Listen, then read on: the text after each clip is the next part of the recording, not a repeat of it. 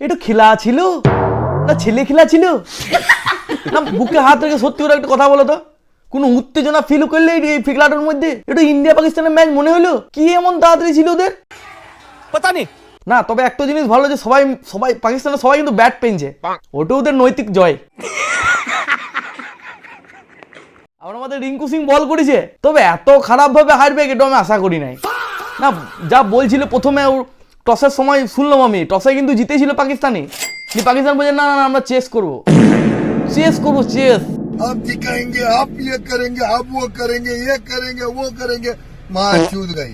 এত কনফিডেন্স ভালো নয়।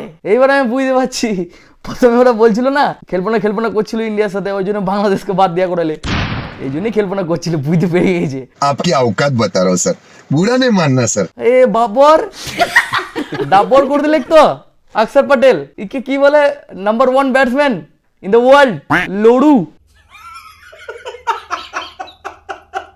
তোমাদের এখন অনেক মেহনত করতে হবে, ওই অজুহাত দিলে হবে না, খেলবো না সেভ ল ইন্ডিয়ার সাথে, উফ হবে না।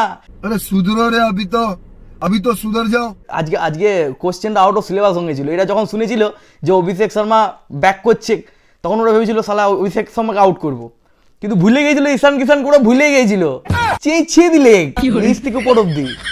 মাঠ দেখলে তো কটা প্লেয়ার খেলতে পারলো পাকিস্তানে, একটা দেখাও একটা, বাবর থেকে সব ডাবল হয়ে গেল, সব প্র্যাকটিস করো